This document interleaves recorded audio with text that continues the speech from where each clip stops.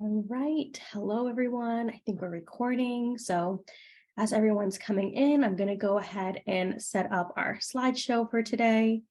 Thank you all so much for joining me. I'm so excited to get us started and talking about medical school admissions. So I'm sure you're here because you know that applying to medical school is a long journey. It's a hard process, and it actually starts the first year of your undergraduate career. So if you're not in your first year, don't worry, you're not behind, but we'll get everyone on the same page depending on where you are in the process of getting ready to apply to medical school or applying to medical school. And we'll talk through all of the different parts that you should be thinking of as you're getting ready to become a doctor. So why don't we go ahead and get started? So I'll start out by introducing myself. My name is Lauren, and I'm a counselor here at Moon Prep, and I am currently an MD PhD student at UNC. So I've been through the medical admissions process myself. I know just how time consuming and how much energy it takes, but don't worry, I'm here to walk you through all of the steps. I also have my Master's of Science in Global Health, which I got at Duke. And as I mentioned, I'm a Moon Prep counselor. So I have been helping students get into medical school for a few years now. And some of the schools that I've helped students get into are listed here below. So we have schools that like Tufts, Vanderbilt, UNC, that's where I got into, and even DO programs like Rocky Vista and Touro College of Osteopathic Medicine. So there's a wide variety of schools that are out there, and we can find a school that matches everyone's preferences and location and lots of things. So I'm super excited about helping students get into medical schools. Some of my other interests include research. So I've done some quantitative research in traumatic brain injury and mental health. I've done qualitative research in snake bite treatments in emergency departments in the US. And I'm really excited about data visualization and taking the data that you have and turning it into a visualization that can tell a story. But outside of academic interests, I'm also interested in writing, sewing, ballet. You can tell it's a lot of creative pursuits. And part of the reason why I include this is not only so you can just get a sense of who I am as a person, but also because creative pursuits or whatever gets you going and excited and passionate about life is so important in medical school while applying to medical school, not only because hobbies are something that you can showcase your personality with on your resume and throughout your application, but it's also super important, especially once you get to medical school, to be able to take a mental break, know the things that you're interested in, and that give you that energy back and that kind of allow you to take a step back from academics sometimes. So if you're not sure what those non-academic interests are, I definitely encourage you to start exploring to find those. So a little bit more about Moon Prep. Like I mentioned, we give one-on-one guidance throughout the whole medical school admissions process. Even before that pre-med journey, we can help you to build your resume, get some experience and things that are going to look great on your application, and inform you about the medical field to make sure that you're making the right career choice. We have counselors with years of professional experience. We have counselors who are current medical students like myself. We have counselors who have graduated medical school and they're going to be starting residency. We have counselors who have served on admissions committees for colleges. And we have counselors with professional writing experience. So we have all the expertise that you need to create a great medical school application. Like I mentioned, we specialize in getting students into both MD and DO programs. We can help you out with writing your personal statement, brainstorming ideas for it. We can help with secondary essays, and I'll talk a little bit more about what those are later on. And we can help edit any type of writing that you need to submit for applications. We also help with interview prep and doing practice sections for both traditional and MMI type interviews to make sure that you're putting your best foot forward for your application. If you're interested in learning more about what we do, then you can take a look at our website, which is moonprep.com. If you want to talk more or schedule an initial consultation, feel free to reach out to our email at hello@moonprep.com. And if you have any questions for me by the end of this, then feel free to reach out to me at lauren@moonprep.com. All right. So if you're interested in our content and you like what we've talked about here today, feel free to read more of our content on Forbes at the website listed. You can also watch more videos and get more information from our YouTube channel. The channel name is Moon Prep. We have content of interviews with medical school deans, medical school students, presidents, and CEOs. So take a look out. Check it out. All right, so let's jump into it. We're going to start, like I said, from year one of undergraduate. Now, don't panic if you're past year one, but for those of you who are in year one or maybe just getting into college, let's talk about how you can maximize your chances if med school is something on your mind and you're planning on being a pre-med. So number one is always maintaining that high GPA. Grades are so important, and it's kind of like the baseline or the foundation of your application. You want to show off your academic prowess, show that you're able to take rigorous courses and do really well in them. So starting off with just focusing on your classes, maintaining that high GPA is the first thing that's going to set you up for success. The next thing you want to be thinking about is what classes are you taking, right? So take a look at your major requirements. If you've already declared your major, what classes do you need to take to fulfill those? And then take a look at med school prerequisite courses. So a lot of those are going to include your basic biology courses, chemistry courses, organic chemistry, biochemistry, physics. Those should cover most of them. So as well as psychology and perhaps sociology.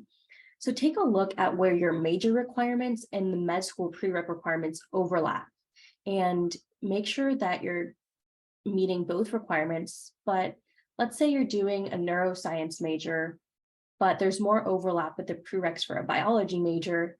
It could be a time to think about strategically choosing your major. So if there's more overlap with the biology major and that'll produce less work and less classes that you have to take, that could be a good option. Now, if you're super passionate about neuroscience and you absolutely want to take those extra electives, by all means, go ahead. It's totally up to you, but those are some things to think about when you're choosing your classes. The next thing outside of classes that you want to do is join a pre-med or healthcare organization. So one that comes to mind for me is AMSA, the American Medical Student Association. So there are some clubs that are already pre-established on your campus already that you should go out and find and see what you're interested in, get involved, see what kind of events they're putting on and how you can partake in them. And talking to your pre-health advisor can help you to see what kind of opportunities are already offered on your campus.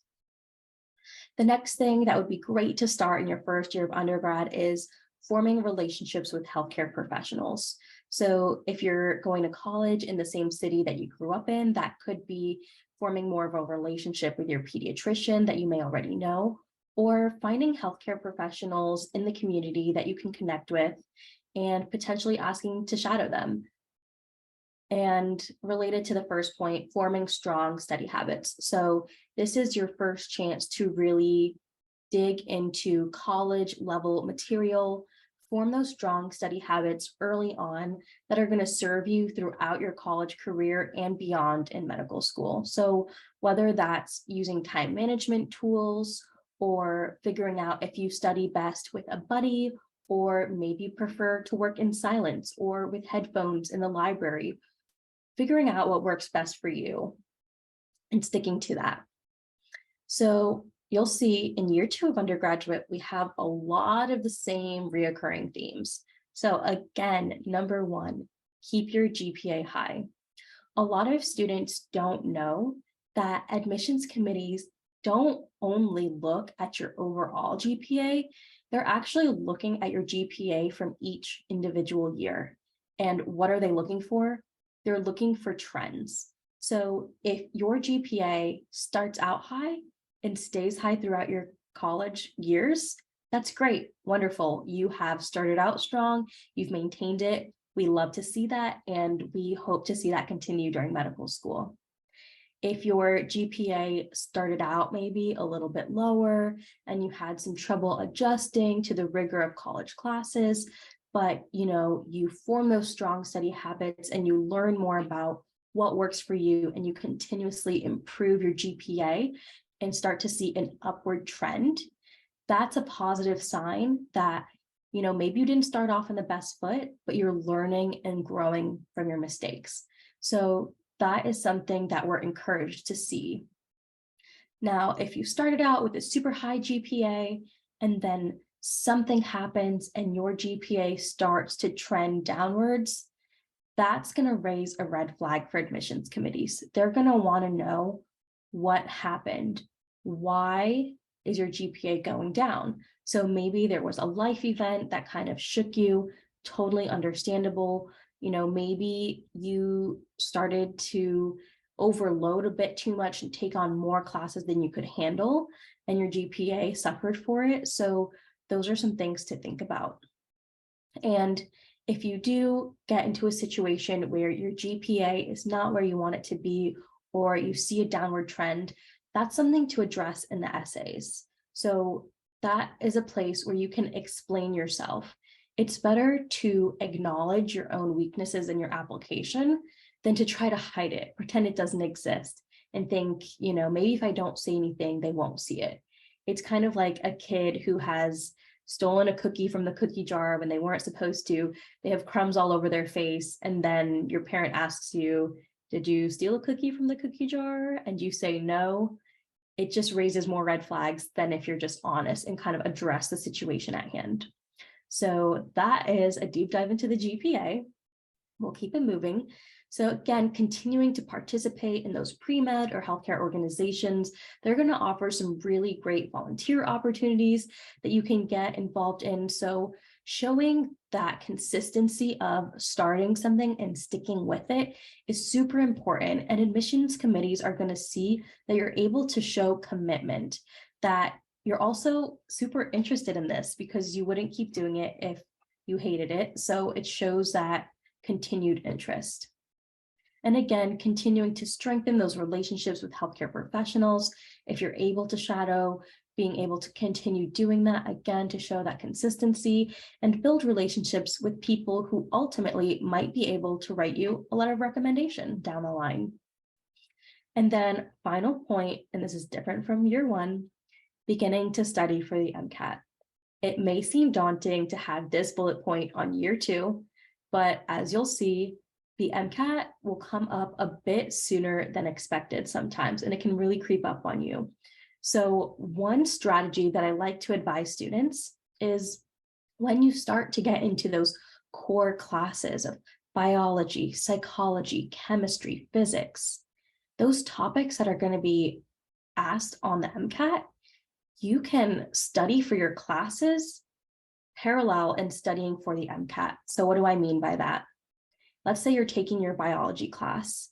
You can have an MCAT prep material, whether that be Kaplan, Princeton, Khan Academy, whatever materials you choose to study for the MCAT, and you can be doing a few practice questions of the biology section while you're studying for your class.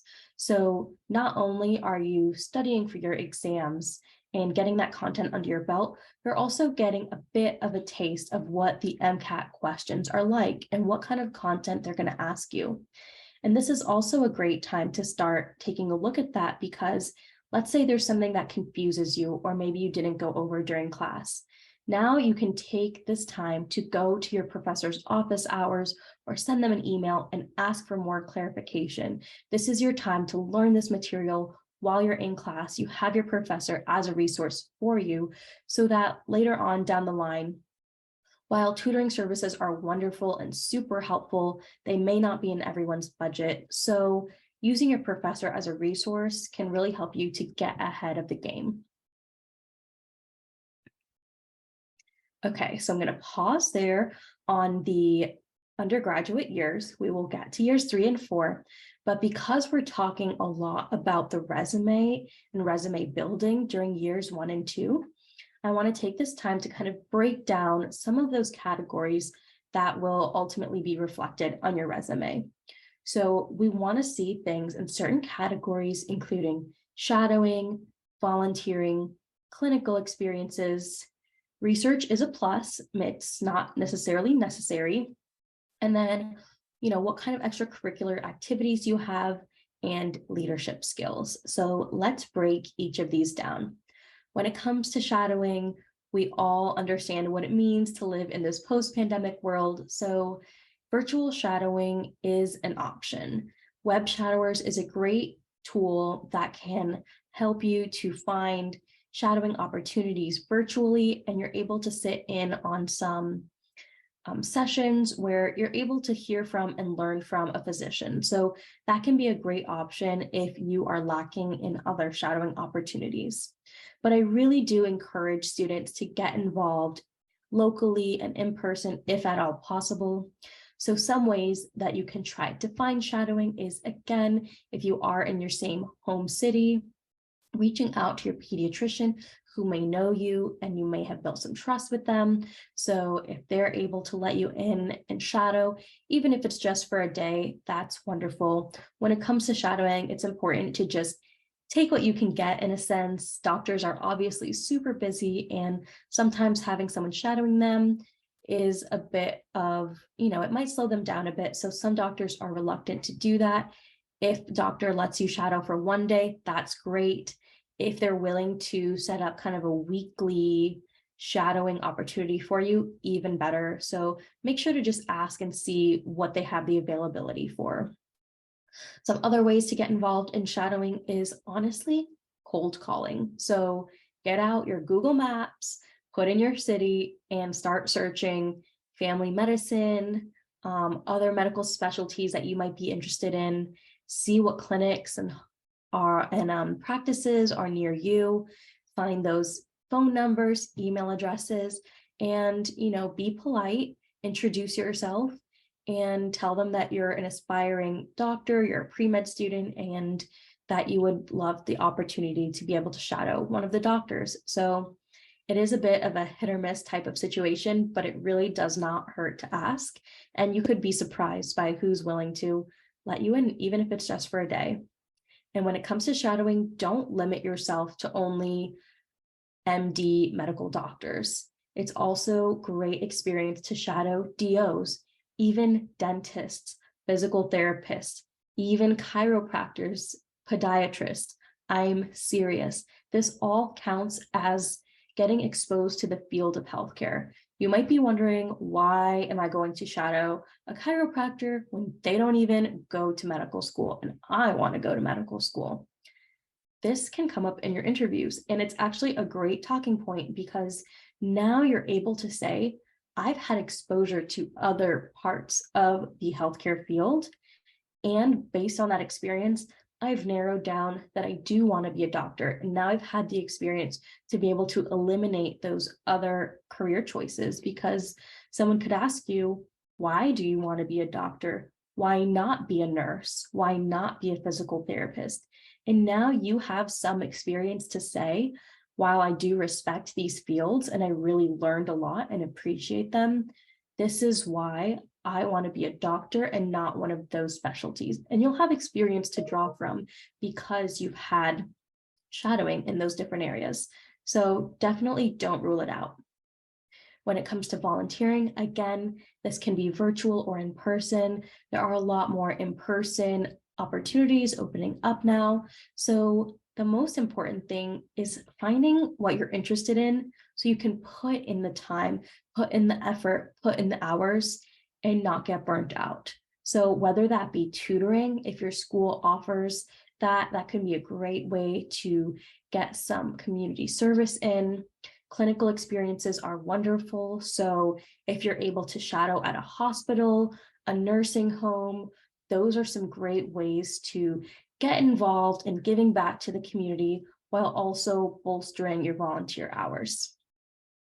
And again, as I mentioned, showing consistency, we love to see that. So if you're able to get involved in, let's say, volunteering at your local hospital, maybe in your second year of college, and you keep that up throughout the last year, that is a great way to build up those hours on your resume.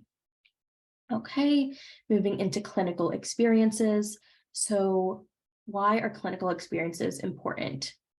To show that you've had patient exposure, or essentially experience talking to patients. As a doctor, the main part of your job is patient care. So we want to know, as the admissions committee, that you are committed to providing high quality patient care. And how do we know that if you've never even spoken to a patient before? So some experiences that you could get involved in are medical scribing, whether that's virtual or in person. If you meet the age requirements, it's a great way to not only possibly get a job and get a little bit paid, but also start to see those interactions between doctors and patients and what is involved and what can you learn from it. Working in a clinic or hospital, and even working as an EMT or volunteering as an EMT are some great ways to get clinical experiences. If you're not able to work while you're in classes, then again, volunteering at a hospital can be another way of getting that clinical exposure. Just make sure that you're taking the initiative to actually speak to patients. If you're volunteering and your role is to, let's say, restock the supplies of the supply carts in each room, maybe wipe down beds, those are the type of things that volunteers do. See if there's any patients who are just sitting around, maybe they're bored, and you can talk to them, ask them how their day is, ask them how their visit's going, and try to learn from their experiences. These are going to be the ways that you have content to write for your essays later on. So start getting involved, and if at all possible, take notes on these experiences.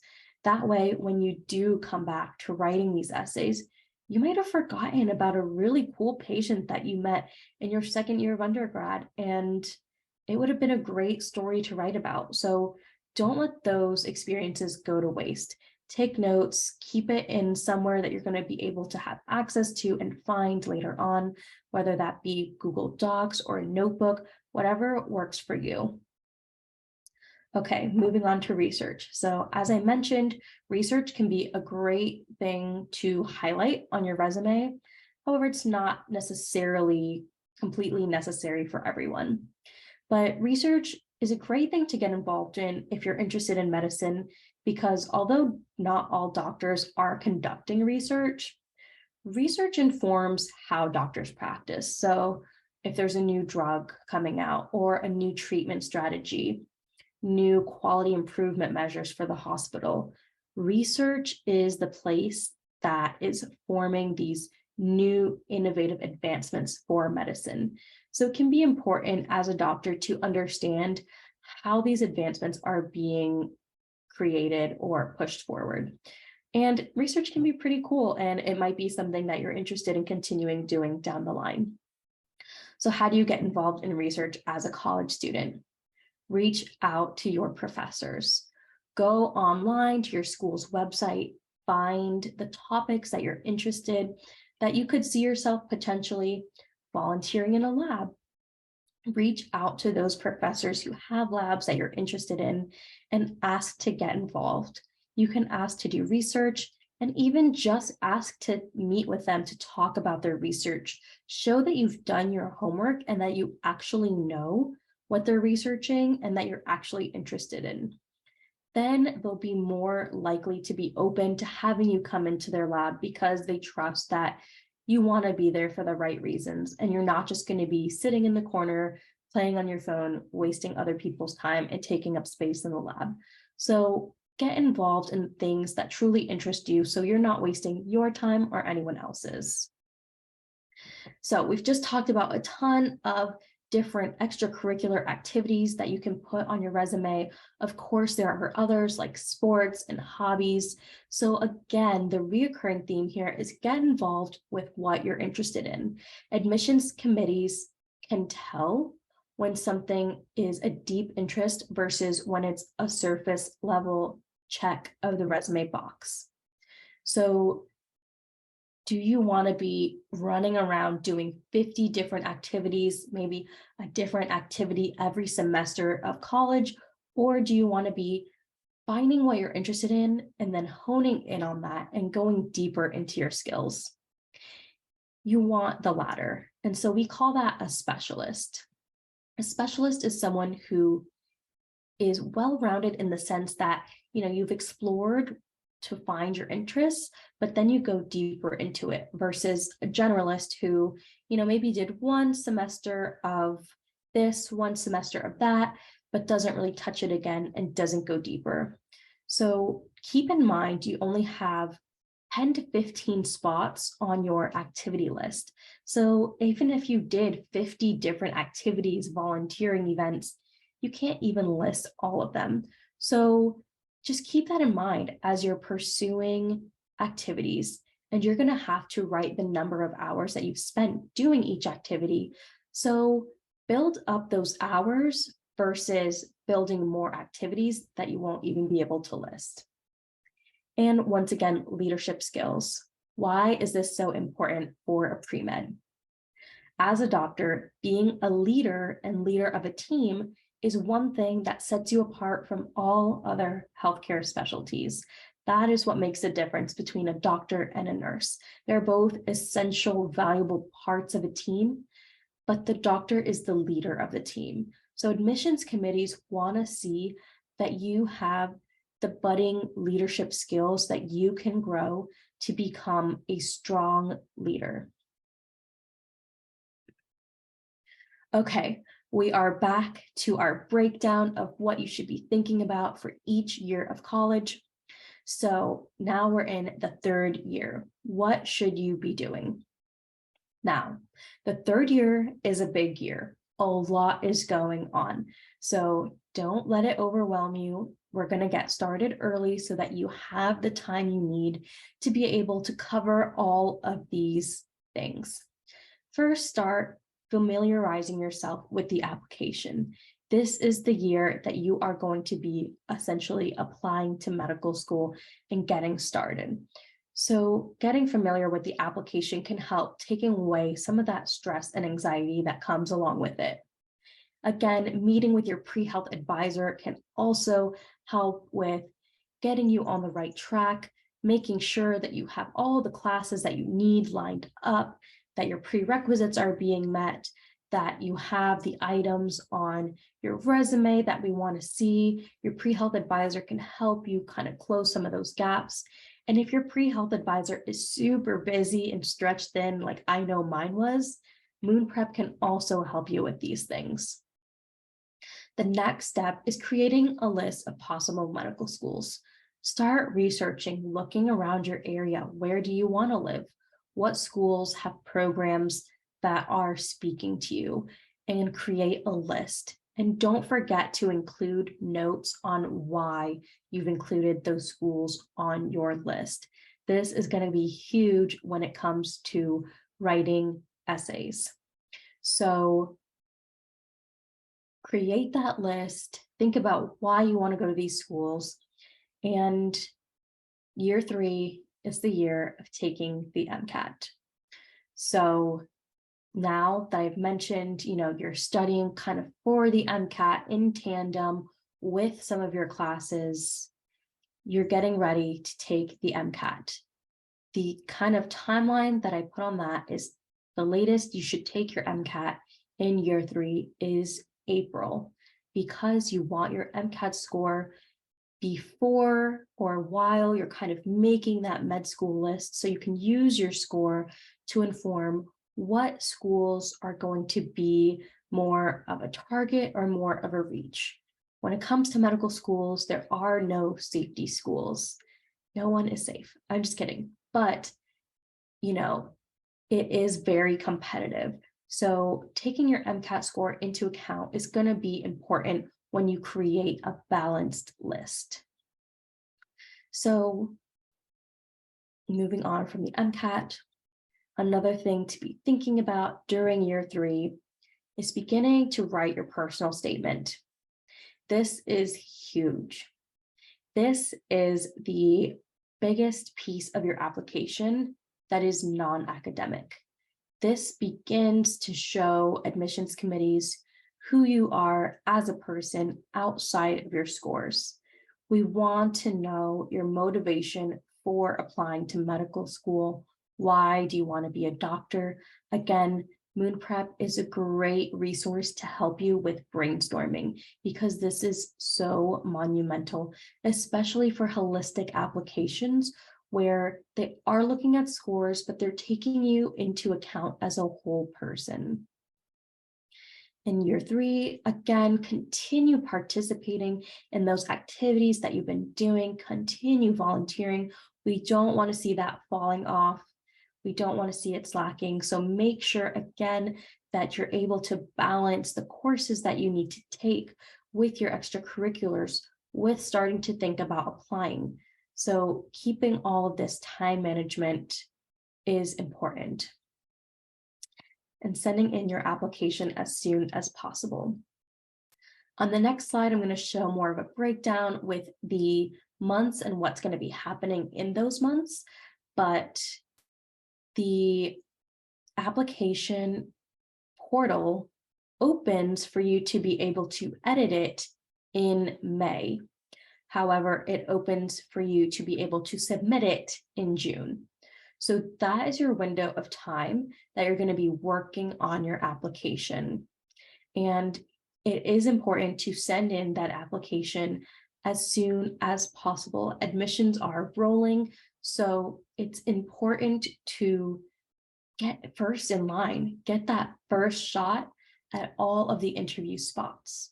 If there are 100 interview spots and 50 are already filled before they've even looked at your application, that is now 50% less spots that they have for you to fill. So getting it in as soon as possible is important. Okay, now let's say you've gotten your personal statement, your primary application in. What's next? Filling out and submitting secondaries. So what is a secondary? This is a little bit different from the college application process. So when it comes to college, you submitted your Common App and that's it, you're done, right? Medical school is a bit more complicated. So you submit your primary application that includes your personal statement, your activities list. Then schools individually start to send you back a request for a secondary application. So they will send you a link to a portal for their school that includes essay questions particular to their school. So each school has a set of their own secondary questions. This is important. You want to fill out and resubmit those secondary essays within a 2-week window. They will tell you that the deadline is like in November, it's months away. You don't have months to write this. You have at max 2 weeks. Why is this? Again, the rolling admissions. The earlier you get it in, the more interest you show and the more spots they're going to have available for you. I like to think of it in a dating analogy sometimes. Let's say you go on a date. That's your primary application. They text you after the date, hey, I had a great time. You don't respond for over 2 weeks. Months later, you text back, yeah, I had a great time too. They're going to be like, we've already moved on. We have other, we've been on other dates. We've seen other people. We've lost interest. So that's not to say that you don't have a shot if you don't fill it out within 2 weeks, but it really does give you the best chances if you submit it and turn it around as soon as possible. Okay, moving on from secondaries. Interview season is next. So interview season is the longest part of the application cycle because you're waiting and waiting. You're waiting for those interview invites, and then you're waiting to hear back from them. So it can feel really tough, but this is the part where you have to persevere and stick it through If you haven't gotten an interview by October, don't worry. That is the beginning of the cycle. So it does go throughout February. So just play the long game and keep your hopes up that you could receive an interview invite anywhere from September to February. And then April 30th is the magic day where if you are lucky and amazing enough to have received multiple acceptances by April 30th, that's when you're going to narrow down what school you want to go to so that other schools can invite students off their wait list and know how many seats they have. After that, you are celebrating and you're filling out your FAFSA because you got to get that financial aid. So you want to fill that out. And finally, now that you've made it and you're celebrating your acceptances, thank everyone who helped you. So it takes a village to apply to medical school. There will be people who are supporting you along the way, cheering you on, helping you, writing your letters of rec. Even your interviewers, you can send a thank you note, a thank you email. It takes a lot and it takes a long time to get to that place. So make sure to express some gratitude. Okay, ignore this text that I did not change at the bottom here, but I wanted to show a visual representation of this whole application timeline because it can be a bit daunting. So let's go over this one more time. In April of your junior year is the latest that you want to be taking your MCAT for that year. Okay, because you want to get your scores back in time to create your school list and start writing your personal statement and submit it your primary app by June. Okay, so you're taking your MCAT. May is when you're preparing that primary application. The beginning of June is when you're going to be submitting that primary app. Okay, and July is the beginning of when you'll start receiving secondaries. So secondaries don't just come all at once. They kind of come in waves from different schools at different times. So make sure you're keeping track of them. And just because a school hasn't sent a secondary yet, it's not time to panic. Just, you'll probably see it in your inbox. If you don't, feel free to reach out to that school to see if they meant to send a secondary and they just didn't, because I would say almost 100% of schools send secondaries to everyone who applied to them for their primary app. So if you haven't got a secondary, feel free to reach out. It might have gone to your spam, but they might be in like the less than 1% of schools that don't send a secondary to everyone and screen, but it doesn't hurt to check. Okay, so you're submitting your secondaries within 2 weeks, and then interview invites start coming around in August. And like I said, it is a long process. You can still be getting interviews throughout the season, but that's going to be really important to do some interview prep before your interviews. There are 2 types of interviews, traditional and MMI. So you want to be preparing for each school and refreshing yourself on what you wrote in those applications to those schools, because they're going to ask you some similar questions and you want to make sure that your application is cohesive and your story makes sense. And then, all things considered, we're hoping for those acceptances, and acceptances, again, similar to the interviews, they come out when they come out. So October to February, want to be on the lookout for those emails and try not to let the rejections get to your heart, because everyone will receive rejections. No one's getting into every single school that they applied to. So don't let it get your hopes down. You just need that one yes. Okay. So we're talking about all these applications, primary, secondaries, there's all these portals. So let's talk about them. The American Medical College Application Service, sorry for that typo, otherwise known as AMCAS, is the primary application service for MD allopathic schools.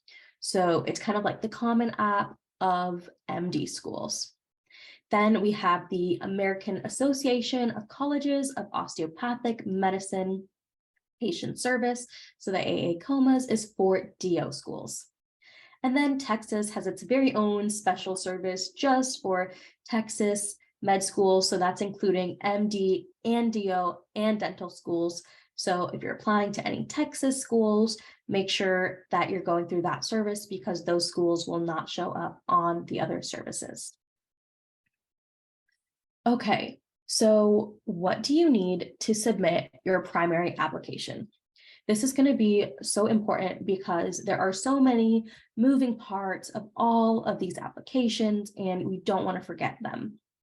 Number one is transcripts. Why is transcripts number one? Because they are so easy to forget about. And depending on what school you go to, they can be so tricky to get in on time. If you want to hear me rant about transcripts, I could go on forever. I will not do that right now, but that's why it's number one, because you want to get your transcripts in so that they can start processing your application. The AMCAs will not start processing your application without transcripts. So very important to start sending those in as soon as you can. Figure out how your school does transcripts. Every school does it differently. Some do electronic, some do mail. If your school does mail, it just takes more time, obviously, to go through the mail. You might have to pay for transcripts, so just start sorting that out. Okay, MCAT score. So this is important because you can submit your primary application without your MCAT score, but it is really not advisable because you kind of want to know what your score is again before you're choosing what schools are a good match for you. And you can submit it without the MCAT score, but again, they will not start processing your application until they have it. So very important, again, because you're thinking about that rolling admissions. Okay, once you have these two big keystones out of the way, what's next? Your list of meaningful experiences. So this is akin to the activity list.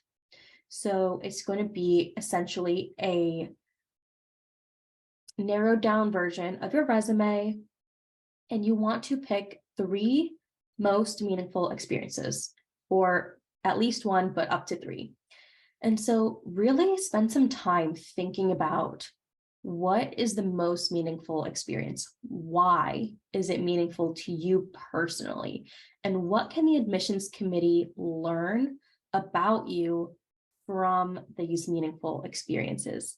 Again, this is where Moon Prep counselors can come in and help work with you to figure out what those meaningful experiences are and how to best frame them in a way that the admissions committee can really learn about you.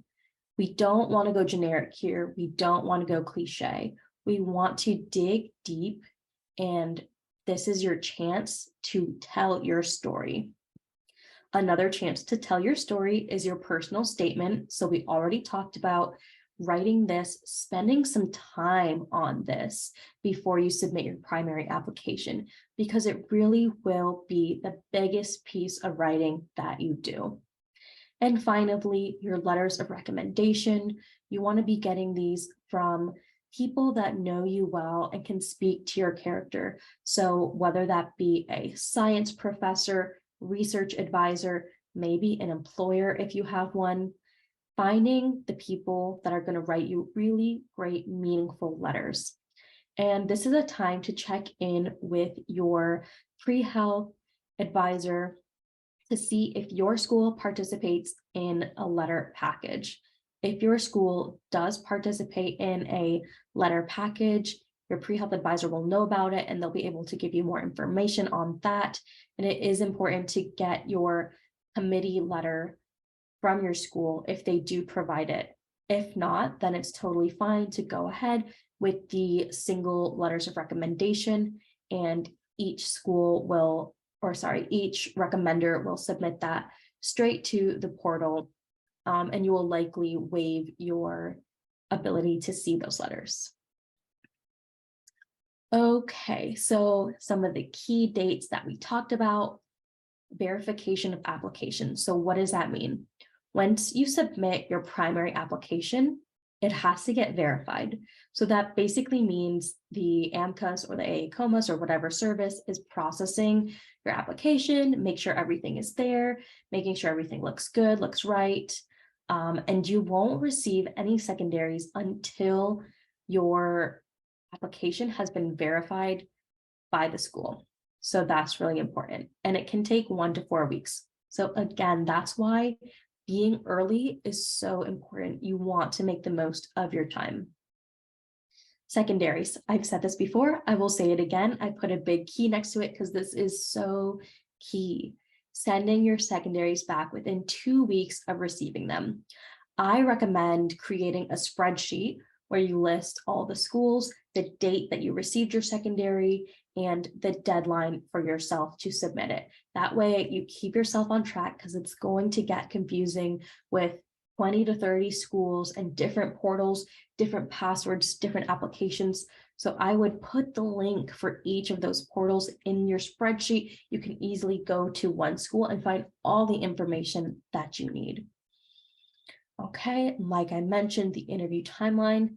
You can start getting interviews as early as June, but as late as August. So interviews can even continue throughout February, even into spring. Now, the later into the interview cycle you go, the less and less interviews there are, simply because more spots are already being taken up earlier in the cycle. So again, the earlier you submit everything, the earlier you can get your interview.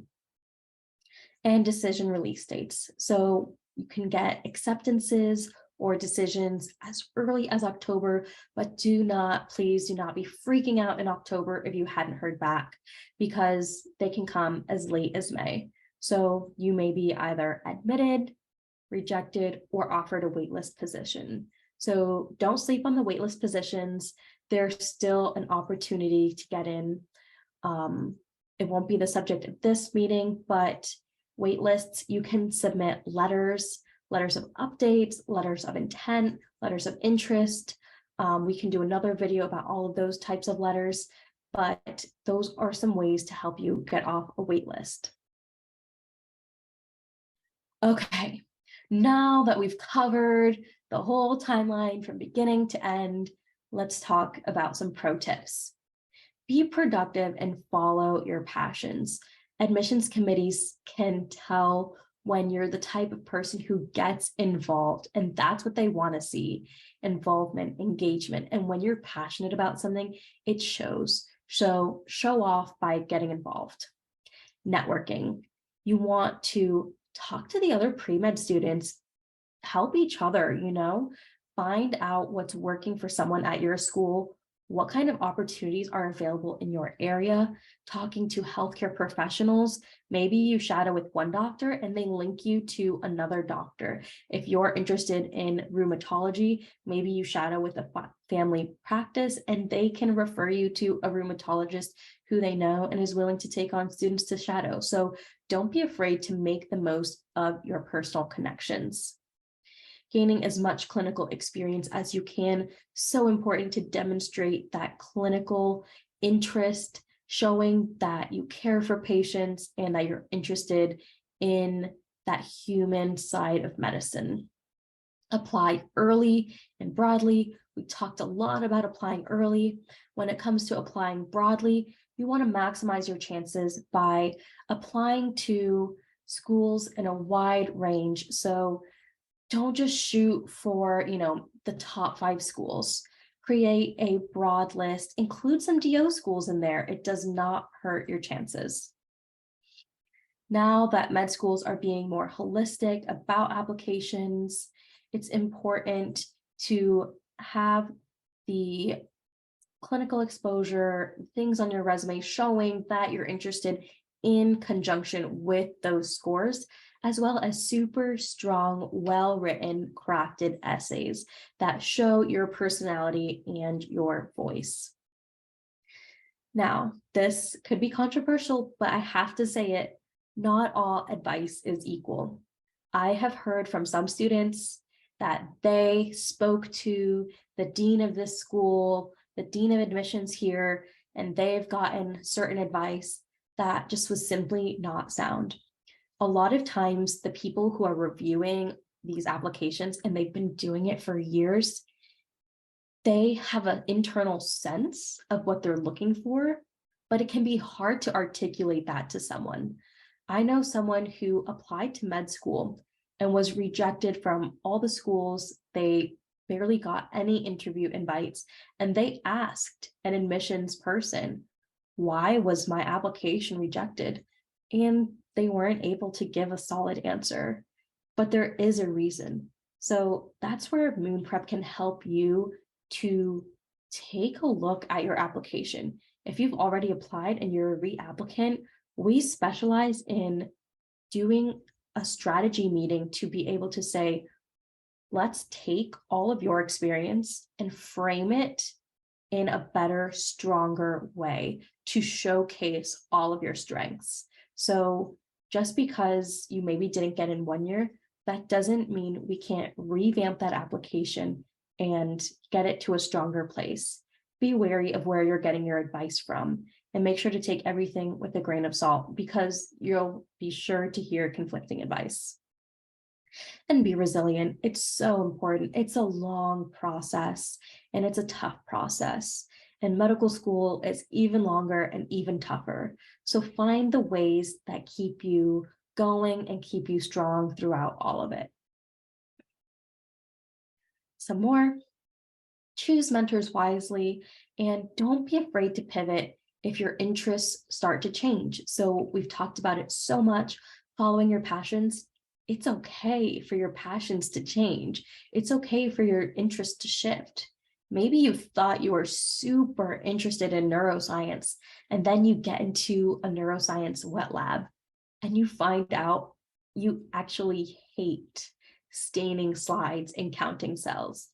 That's okay. That's a learning experience, but you are not stuck. So pivot and find what you're actually interested in. And don't be afraid to stray off the beaten path when it comes to activities.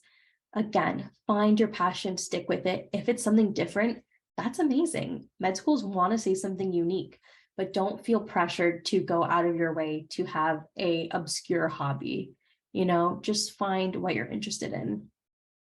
And once again, I will hammer it in. Don't procrastinate. Have your applications done well in advance, and it will take some of the stress off. So that is all the content that I have planned to talk about today. If you found this helpful or interesting and you want more and you want to work with a counselor one-on-one, please schedule a call with us. You can go to our website, moonprep.com/contact, and schedule a call with us. Feel free to go to our website, find some more resources. We have a lot of free guides on there that you can take a look at. Again, we can help with essay writing, interview prep, med school selection, even Casper. So wherever you are in the application process, please know that we are so happy to help and get your application off the ground. I actually want to take some time to answer some questions. So let's get into it. Do you recommend taking a gap year? So this is obviously comes down to personal preference, but I would say that more and more now, students are taking gap years and going the traditional route, which is applying during your third year, as we talked about, and starting med school right after graduation or the fall after graduating college as a senior. That's starting to happen a little bit less and less. Admissions committees do like to see some life experience, so taking a gap year can be helpful. That being said, if you've known from early on that you're committed to med school and this career, it's not necessary to take a gap year. However, if you're feeling a bit burnt out from college, if you feel like there's something that you've always wanted to do, if you want to join the Peace Corps, something like that, or you're interested in research and maybe you're trying to decide between a research career or a medical career, or maybe even both, you can take a gap year. So don't be afraid of the gap year. That being said, we talked about how the third year of college is a super busy time. That's when you're going to be applying to med school. If you don't want the gap year, if you're finding it to be too much, it could be time to be thinking about a gap year. That way you can apply during your fourth year of college and then have one gap year and start med school the following fall. It could give you some more flexibility with the time that you have to apply. So it is something to consider. Next question. Are all schools rolling admissions? I want to say yes, and even if they're not, still treat them like they're rolling admissions. It does not hurt to get in line first and to be early. So just treat all schools like they are rolling admissions. Okay, how do MD and DO school timelines differ? Whoops. Okay, so DO school and MD school timelines can differ in that the DO timeline starts a little bit earlier and ends a little bit later. What do I mean by that? You can start to be receiving secondaries a little bit earlier for DO schools, and the interview cycle ends a little bit later. So there's just a little bit more time there, but the primary key dates of when the application portal opens and when the primary application is due are about the same. Okay, next question just ties right in. So is it really a big deal to submit the primary application on the day the submission portal opens? Yes. I would say it's the difference between getting admitted and not getting admitted. That sounds very dramatic, but if you submit your application the day that the portal opens and you submit all your secondaries within 2 weeks, then at least you know that you weren't rejected because of timing. I've known great applicants who simply applied too late and there just weren't any spots, and they were a great applicant, but they weren't admitted because they submitted late. So don't let that be you. And the only way to ensure that is by submitting as soon as possible. Okay, next question. Is it feasible to study for the MCAT while still taking college classes? Like I mentioned, it is feasible, but again, this is kind of a personal choice and a personal situation. If you're finding yourself to struggle with the time management, it could be that you could be a candidate for a gap year and focusing on the GPA. Remember, that's number one. And then if you need some dedicated time to study for the MCAT, maybe you're the type of person who's going to focus on the GPA first, study for the MCAT later, take a gap year, take your time, and then apply to medical school. If you are acing your classes, having a great time, you have locked in the time management skills, then it's absolutely possible to study for the MCAT while taking college classes. Okay, when is the last time I can take the MCAT? So the MCAT is actually offered from March through September. Take it in March, wonderful. Take it in April, that's good. It usually takes about a month to receive your results back.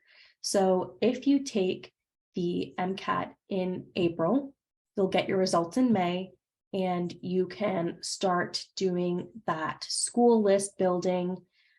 If you take the MCAT in May, it's a little bit dicey if you're going to get your score back by the time you want to have your application submitted in June. So I would not necessarily recommend it, but it is possible and you can do it. Now, who is taking the MCAT in September? That is like past the time period of when you want to be applying in June.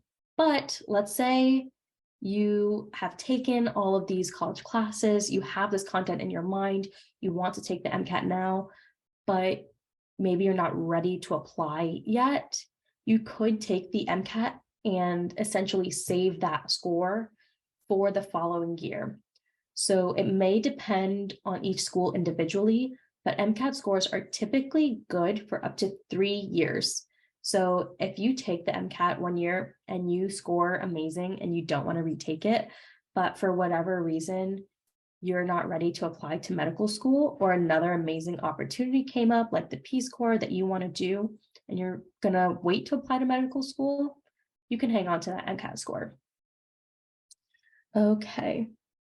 What is the best way to stand out on med school applications?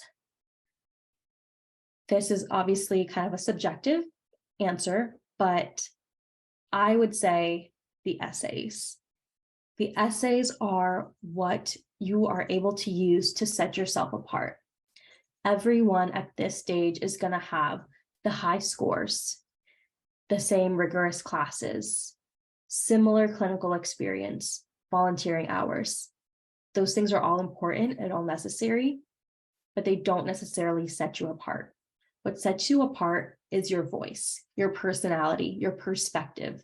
And med schools want to know what that is. You might have the most unique perspective, but if it doesn't come across in your essay, it's getting lost. So the best way is to really craft a strong narrative, and Moon Prep can help with that. If I didn't get in the first cycle, is it worth it to reapply? So I love this question so much because some of my favorite students to work with are reapplicants. It is so exciting to see someone with obviously the same experience, the same activities, but different essays and a different maybe focus going into the application. And it's almost like a brand new application. And it is so exciting to see a reapplicant go from 0 interview invites to 10. And we actually had a reapplicant who got into an Ivy League school. So it is just so exciting to me. So you absolutely can reapply. Now, whether you want to directly reapply the following cycle or take a year, that is going to depend on your experience. If you are lacking in a key category, one of the ones we went over today, let's say clinical experience, it is going to be important to get that patient exposure before you reapply. You don't want to be reapplying with the same weaknesses in your application. However, if the weakness in your application was simply the writing, then that is something that we can work on and reapply the next cycle. So a counselor can help you to identify what the weaknesses in your application were and whether you need some time to work on those weaknesses or whether we can get that done within the next cycle. Okay, those were some really great questions. That is all I have prepared to talk about today, but thank you so much for staying with me through this complicated process. I'd be so happy to talk with anyone who is planning on applying to med school. Please reach out to us at Moon Prep. You can send us an email, hello@moonprep.com. Visit our website to see more of our materials. And I hope to work with some of you in the future. Thank you.